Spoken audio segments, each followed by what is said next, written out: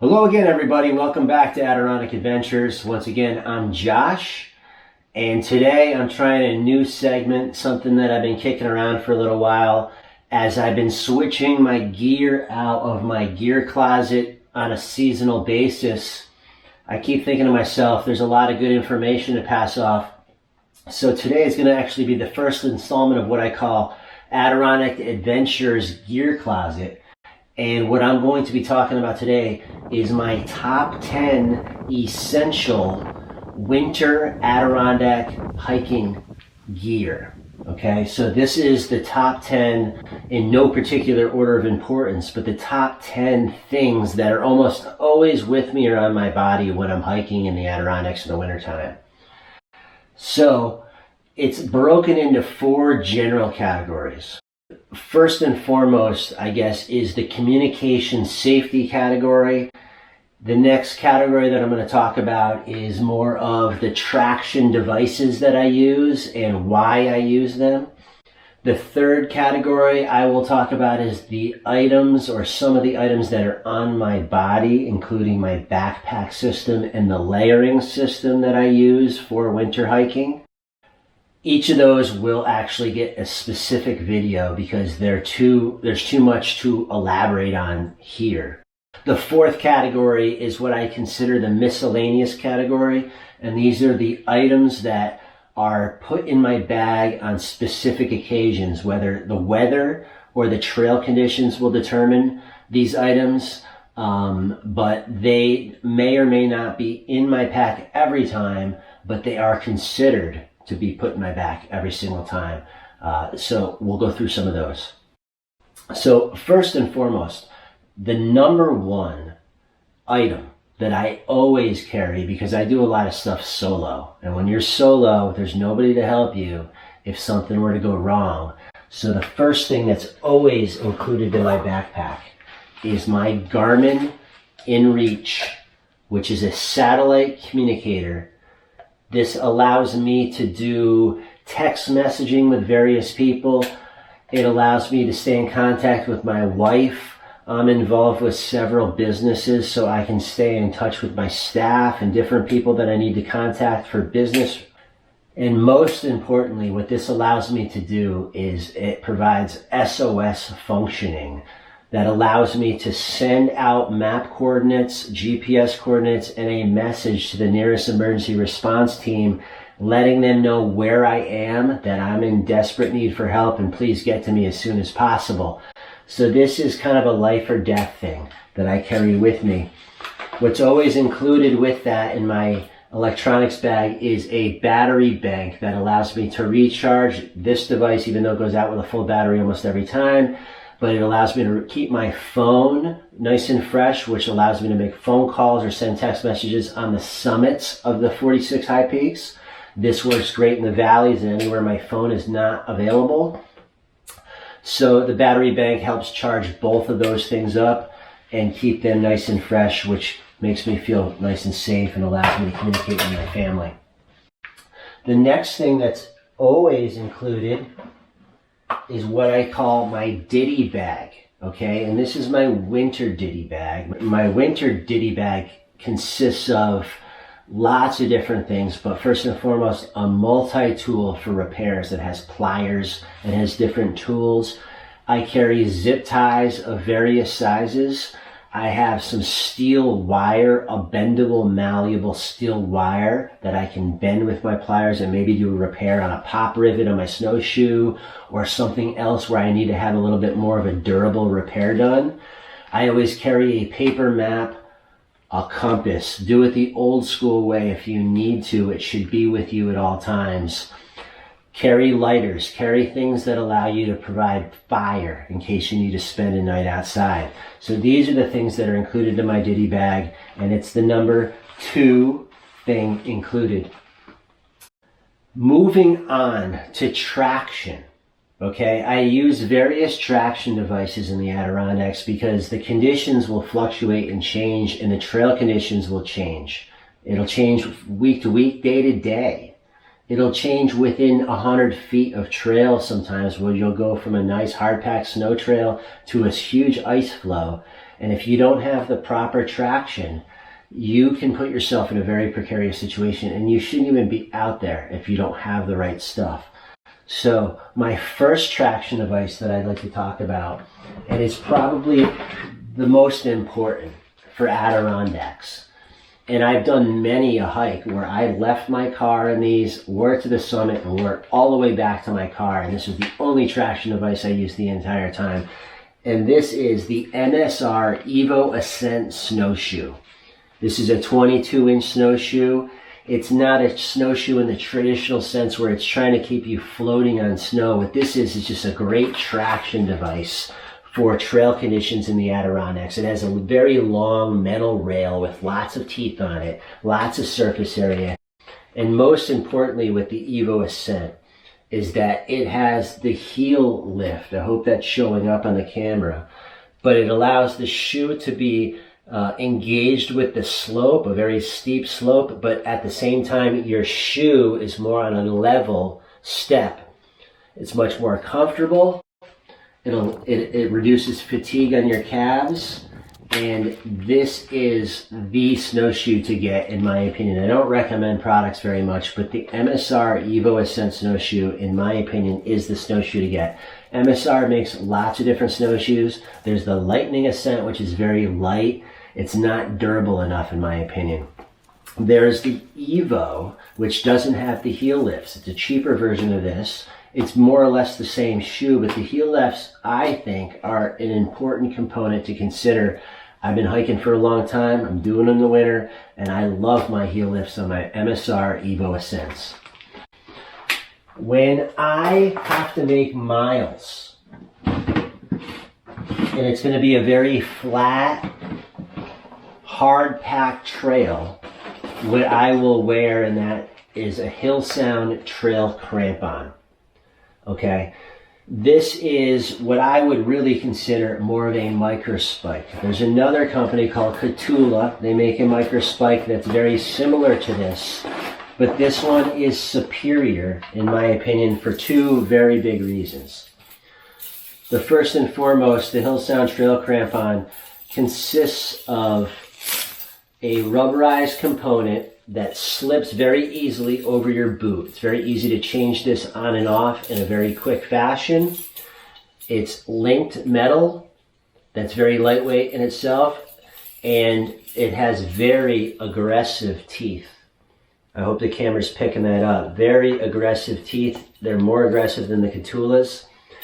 The other thing that I like about the Hillsound trail crampons is this strap, which goes over the top of your shoe and velcros over the top, and what it does is this reduces the amount of movement on your boot and decreases the likelihood that this thing ever will slip off in the wrong time, because when you're on ice and you're walking, you don't want these things to slip off your feet or to move or flex at all. So the Hillsound trail crampons is the next traction device to consider if you want to do some winter hiking in the Adirondacks. Moving on to number 5, we have when things get gnarly. What I mean by gnarly is there's a big ice flow. It might go for hundreds of feet, or it might be on a pitch or an incline that's very uncomfortable, and doing it in those becomes a bad idea. What I do is I break out black diamond strap-on, contact strap-on full crampons. Okay, so these strap on your boot very quickly, very easily. They're compatible with lots of different boot types, and they change size quickly. Okay, versatility and function are why I like these, and ease. They're very easy to put on, and they work great with my boots. They have a very aggressive tooth.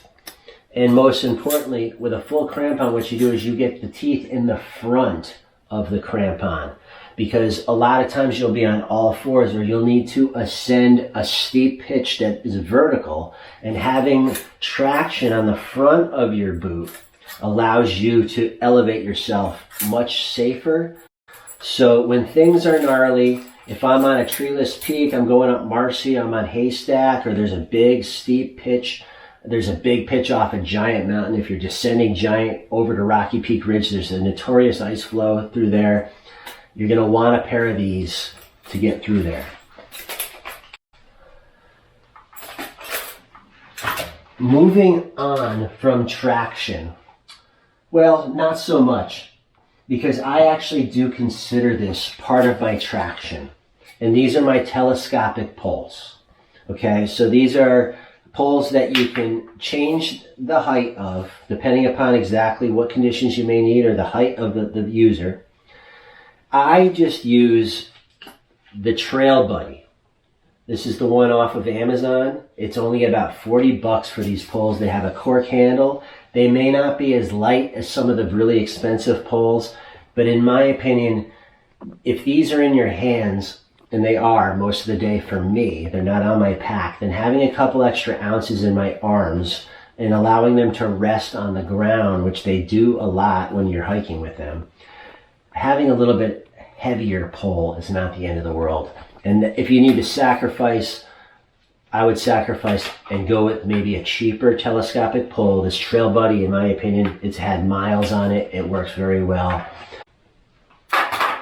So now that's definitely the end of the traction. And the next thing to consider are the things that I'm wearing on my body. Okay, specifically my backpack system and the layering system, which is comprised of all the different layers and articles of clothing that I have in my pack and on my body, and I switch them out according to what the conditions are.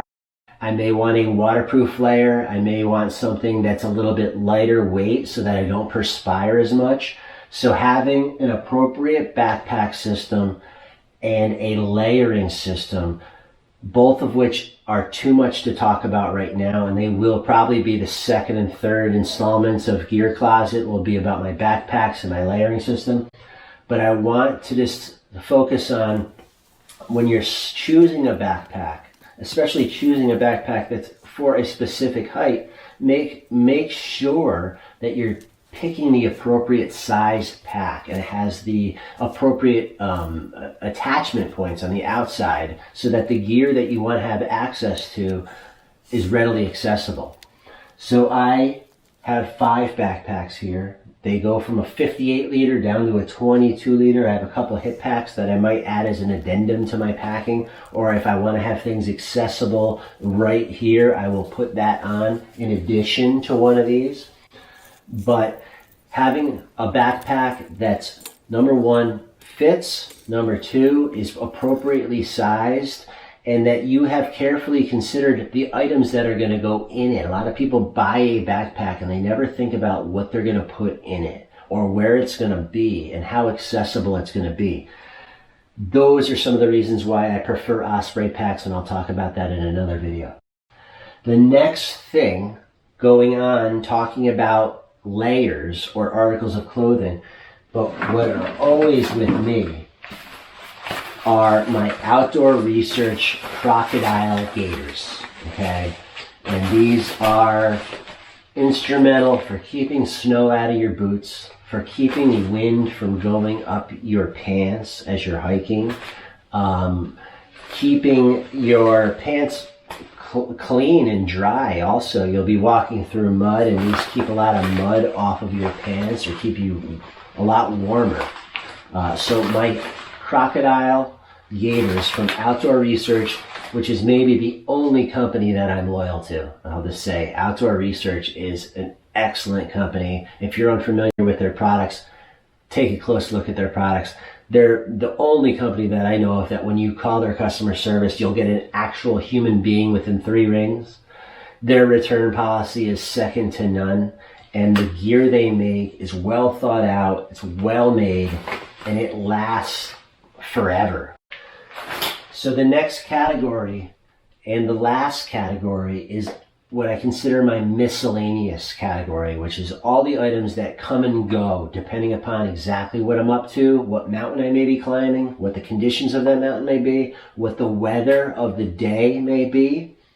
One thing specifically, if you're doing a lot of winter hiking and it's cold, expect to protect your water from freezing. And what I use for that, they're totally unnecessary. A lot of people I know just use a sock and they pack their water inside their pack. But I love these Nalgene insulators. I use these. I keep my water on the outside of my pack. And these keep the water at a temperature where they don't freeze solid on you. Okay?